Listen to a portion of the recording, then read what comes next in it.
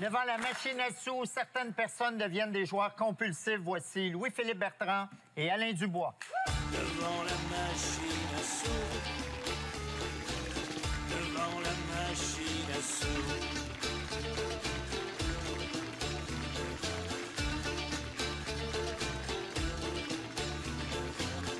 Devant tes yeux exorbités, les images défilent. Messieurs, bienvenue à Tout le monde en parle. Merci. Alain Dubois, vous êtes critique de l'industrie des jeux et du gambling et travailleur psychosocial auprès des joueurs compulsifs. Oui, depuis 20 ans déjà. L'Assemblée nationale a adopté le projet de loi 74 qui abolit la limite de 5 appareils de loterie vidéo par permis d'alcool. Les propriétaires de bars du Québec pourront désormais installer un nombre illimité de machines à sous dans leur établissement, ce qui devrait permettre à l'Auto-Québec de générer plus de revenus. Avez-vous été étonné par l'adoption de ce projet de loi? Non, parce que depuis plusieurs années, l'État essaie de développer son industrie du jeu. C'est devenu une vache à lait importante pour le gouvernement, ça lui rapporte des dividendes substantiels. Et dans un contexte d'un État néolibéral, on essaie toujours d'augmenter les taxations indirectes comme celle-là. Fait que je ne suis pas étonné que l'Auto-Québec, le gouvernement aille de l'avant avec une loi qui défie un peu le gros bon sens puis qui va à l'encontre de l'intérêt public. Les propriétaires de bars aussi, c'est une source de revenus incroyable. S'ils peuvent en rentrer, ils vont en rentrer jusqu'à temps qu'il y ait de la place dans le bar. Exactement. On met en général de 700 à 1 300 000 par machine. Là-dedans, le taux d'encaissement des machines est de 73 %. Donc, ça rapporte aux tenanciers environ entre 50 et 60 000 un peu plus par année sans rien faire.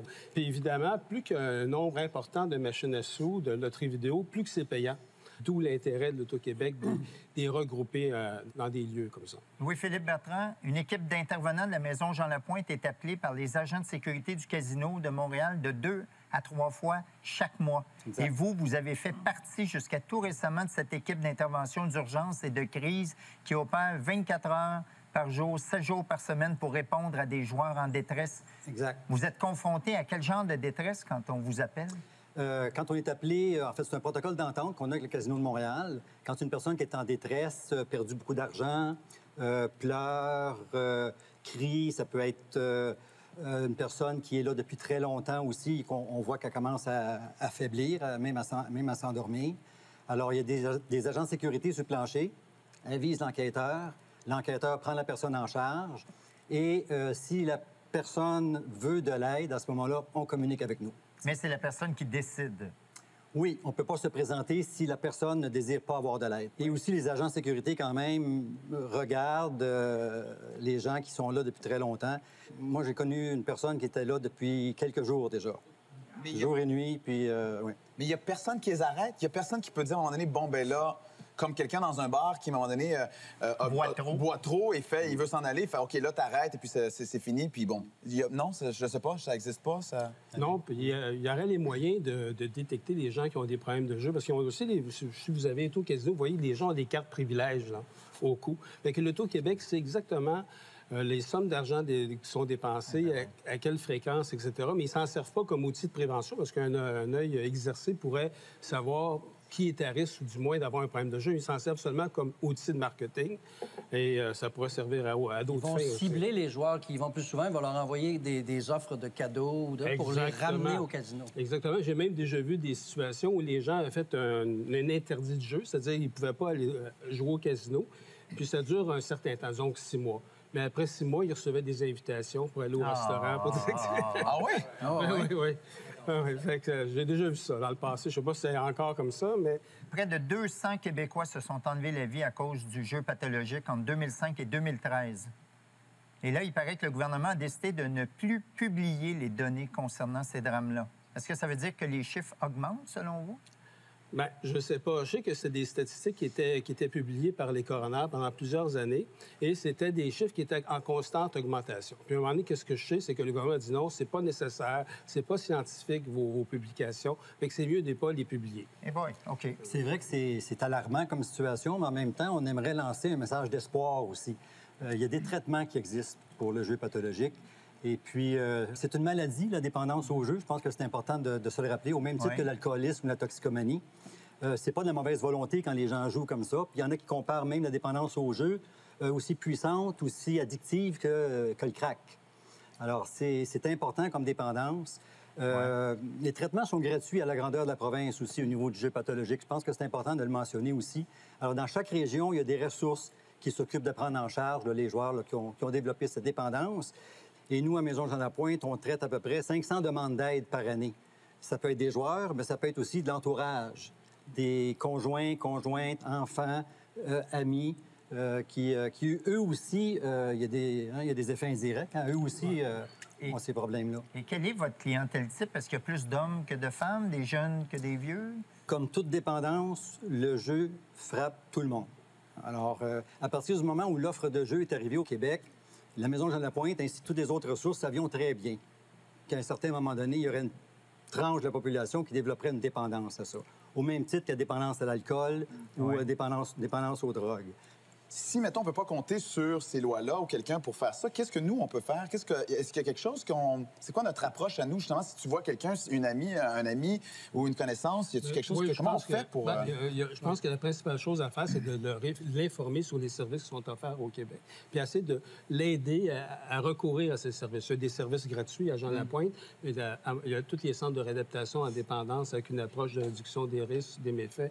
Aussi offrent des services gratuits aux joueurs à l'entourage. Fait qu'il faut essayer de les informer puis les amener à recourir à ces services. Ça fonctionne selon vous? Parce qu'on le sait, quand des fois, on dirait qu'on parle toujours que quand quelqu'un est dans la drogue ou l'alcool, c'est jusqu'à temps qu'il frappe le fond pour remonter. Est-ce que c'est... Quand les gens demandent de l'aide, ça fonctionne. Une fois qu'ils ont fait le pas, ça peut vraiment aider. Il s'agit de faire le premier pas, puis là, l'entourage peut l'aider à faire ce premier pas. Mais avant, c'était le crime organisé qui avait ça, c'était pas mieux. Oui, mais ça, c'est relatif parce qu'à l'époque du crime organisé, les problèmes de santé publique liés au jeu étaient relativement marginaux. Il y en avait, puis c'est devenu un problème de santé publique quand l'État s'en est occupé, quand il a légalisé. Ah oui, c'est devenu pire à ce moment-là. C'est devenu pire parce que c'est devenu acceptable socialement. Avant, c'était mal perçu. Maintenant, c'est les devenu. Donc, on peut dire qu'en termes de santé publique, l'État était plus bandit que les bandits. La mafia travaillait mieux que le gouvernement. Oui, puis je pense que la mafia est peut-être pas non plus absente totalement des endroits où est-ce qu'on retrouve, par exemple, des loteries vidéo. Hein. Il y a eu un dossier dans la presse cette semaine et on apprenait une statistique hallucinante. Il y a 23 000 machines à sous en France. Il y en a 17 000 au Québec, alors qu'on est 8 fois moins nombreux. Ah oui? Bien, ça c'est vraiment... Ça en dit long sur l'état de notre société québécoise. C'est notre joie de vivre. Oui. On est en train de vendre notre âme au diable pour quelques sous. C'est un peu ça qu'on fait, là. En France, ils ont une préoccupation qui date de longtemps par rapport au jeu. Puis, entre autres, ils sont aperçus que jusqu'à les années 80, 85 des profits des casinos venaient des jeux de table. Avec l'arrivée des machines à sous, ça s'est complètement inversé. Étant donné que c'est des machines particulièrement pernicieuses. Fait que là, ils ont mis un peu un stop au développement de ce type d'appareil-là. En contrepartie, il y a plus de ressources aussi au Québec par rapport à la France pour aider les gens à sortir de leurs problèmes de dépendance. Mais on vient d'autres problèmes en France. Mais en même temps, ce qui est drôle, c'est qu'on donne des ressources pour aider, mais on en ajoute pour les enfoncer encore plus. Alors, c'est comme... le discours est celui-là. On parle de jeu responsable, puis on porte toujours la responsabilité du jeu sur l'individu. C'est comme si sa faute, c'est un problème de jeu. Mais l'État a aussi une responsabilité. Le gestionnaire a une responsabilité. Puis ça, on l'évacue complètement dans le discours, dans les messages publicitaires de l'Auto-Québec. C'est toujours le jeu responsable. Moi, j'aimerais qu'on sensibilise l'Auto-Québec à une gestion éthique et sécuritaire de l'industrie du jeu. Louis-Philippe, dans le dossier publié dans la Presse Plus cette semaine, on y apprenait que Sainte-Adèle est la ville hors Montréal où on retrouve le plus d'appareils de l'auto-vidéo, suivi de Rivière-du-Loup, Joliette, plusieurs villes en Abitibi. C'est pas juste une affaire de Montréal. Qu'en est-il des joueurs en région? Est-ce qu'ils ont des ressources? Les joueurs en région ont tous des ressources à l'intérieur des CIS, C-I-S-S-S, les CIUS, les centres intégrés de services sociaux. OK. Et à l'intérieur de ces centres de ces CIUS, ou CIS, il y a des CRD, des centres de réadaptation en dépendance. Alors, chaque région a des centres de réadaptation en dépendance chez qui les gens qui ont un problème de dépendance peuvent aller. Alcool, drogue, jeu, ils les traitent tous. Nous, à Montréal, la majorité de nos clients viennent de la grande région de Montréal, mais il y en a beaucoup quand même qui viennent aussi de d'autres régions de l'extérieur. On les prend aussi. Mais ils ont des ressources dans chacune des régions. Oui. C'est pour ça qu'il n'y a pas de raison au moins d'aller voir, d'aller se faire évaluer, ou surtout qu'on a des soupçons sur notre dynamique de jeu, ou surtout qu'on entend des gens nous dire peut-être que tu as un problème de jeu, mais bon, le déni est fort aussi. Là, il dit, ah oui, tu gages combien? Là, ça donne un indice. Mais il y a des ressources. Oui, Philippe, je vous cite. Oui. Quand il s'agit d'un problème d'alcool, on n'accuse pas la SAQ. Quand on a un problème de jeu, faut-il accuser l'Auto-Québec? Il y a des joueurs qui sont prédisposés dans la vie à développer un problème de dépendance. Oui. Dans le fond, ce que vous dites, c'est que c'est la faute du joueur, que c'est sa responsabilité en premier lieu? Bien, en fait, il y a des individus qui sont plus prédisposés que d'autres à développer dans leur vie une dépendance. Tout dépendant du genre d'enfance qu'ils ont eu, du genre d'environnement qu'ils ont eu. Le phénomène de dépendance prend plusieurs formes. Une personne est tombée dans l'alcool, il a trouvé des bénéfices et puis était en même temps prédisposé à devenir dépendant, donc a développé une dépendance à l'alcool. Mais cette personne-là aurait pu tomber dans une autre dépendance. Le jeu, l'alcool, les drogues. Je suis plus ou moins d'accord avec ça, en partie, mais pas totalement, parce qu'on voit où sont les machines à sous. Qui joue aux loteries en général? Est-ce que c'est... Moi, j'habite à Saint-Bruno, il y a 2 machines pour 26 000 de population. À Pointe-Saint-Charles, où j'ai habité longtemps, avec une journaliste, j'en ai nombré au moins une quarantaine pour une population de 16 000. Pointe-Saint-Charles, c'est un quartier pauvre de Montréal. Oui, il n'y en a pas à Westmount. Oui. Puis est-ce que quelqu'un de Saint-Bruno ou de Westmount ou de Outremont a tant besoin de jouer? C'est quoi le jeu? On rêve à améliorer sa situation. Fait que c'est certain que dans les quartiers plus pauvres, les gens vont dépenser plus dans les jeux en général. C'est les personnes âgées aussi, on voit beaucoup de détresse. Hein? Les gens au casino, il y a une grande proportion de femmes de 55 ans et plus. Et souvent, ils sont veuves, ils ont perdu leur mari, ils s'ennuient, ils vont au casino pour s'amuser, ils vont aller écouter un chanteur populaire, puis ils vont aller jouer. Puis graduellement, ces personnes-là peuvent développer aussi un problème de dépendance. Ils vont gagner un lot significatif, puis le bal est parti. Fait que le problème, c'est pas un problème surtout génétique ou tout ça. Il y en a, mais ça déborde beaucoup. C'est démographique. Oui, démographique, c'est ça. Ça touche tout le monde. Ceux qui jouent aux appareils de loterie vidéo, machines à sous, vont développer une dépendance peut-être plus élevée que si c'est le poker ou blackjack ou des jeux sur table comme ça, ou même la roulette. Mais... Parce que c'est instantané. Il y en a-tu qui peuvent être dépendants au gratteux? Moi, j'en connais au dépanneur au coin de chez nous. Oui. Mais il y en a qui vont dépenser beaucoup là-dessus. J'habitais à Pointe-Saint-Charles, puis je constatais qu'à tous les premiers du mois ou lors des chèques de pension de vieillesse, beaucoup de personnes âgés allaient dépenser une fortune, en tout cas pour leur maigre revenu, en jeu. Pas nécessairement, ils ne rentraient pas dans la catégorie des joueurs compulsifs nécessairement, mais ça, on oublie ça. Mais il y a d'autres dommages aussi, même s'ils ne sont pas des joueurs compulsifs et tout ça. Il y en a qui dépensent beaucoup trop pour leur argent. Puis dans les loteries, les gratteux, c'est un peu le même principe que les loteries vidéo. Il y a beaucoup de presque-gains. Le lot est instantané. C'est des quasi-gains ou presque-gains. Fait que c'est un jeu qui est un petit peu plus addictif que les autres. Je pense qu'il y a toujours un niveau où tu peux t'amuser, comme quelqu'un qui va prendre un verre. Mais par contre, avec l'alcool, c'est que tu as une limite à... Tu sais que tu peux pas conduire, passer, tu sais, 0.08. Fait que tu sais que, OK, c'est ça ma limite, puis je peux pas dépasser ça. Moi, ce que je trouve un peu aberrant dans tout ça, c'est que il y a rien. C'est que on fait comme, ben tu peux passer 36 heures là, puis tu sais, dans le sens, il n'y a rien de régie, il n'y a pas de, OK, on va mettre un cadre, puis après ça, au moins, ça donne certains barèmes, ça donne une structure. C'est une excellente observation, c'est vraiment bien comme... Mais c'est parce que le gouvernement est aussi accro à la Mais une remarque par rapport à l'aspect ludique du jeu. Est-ce que tu as déjà été dans un casino? Oui, tout à fait. Est-ce que tu as observé que les gens s'amusaient? Il n'y a aucun fun là.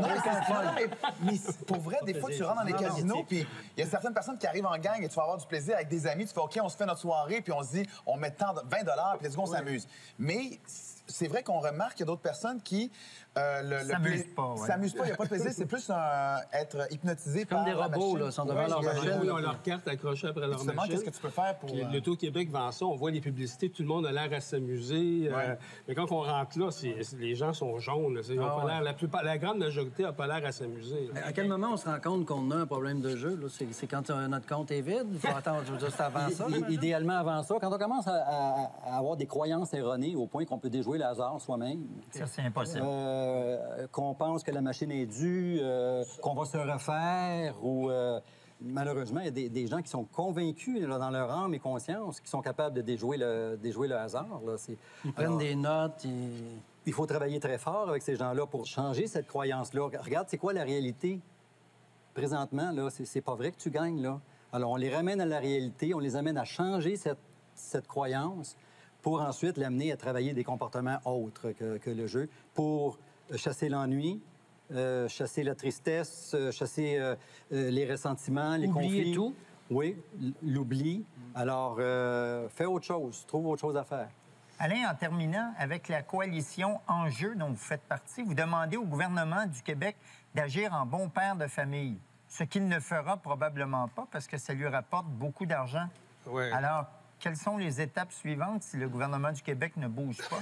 Bien, je pense qu'il faut continuer à faire un travail de sensibilisation par rapport à l'importance d'une gestion éthique et sécuritaire de l'industrie du jeu, puis peut-être de sensibiliser le gouvernement qu'il y a peut-être d'autres façons d'aller chercher de l'argent que de faire une taxe à la misère, une taxe à la pauvreté, que sont devenus les jeux d'hasard et d'argent.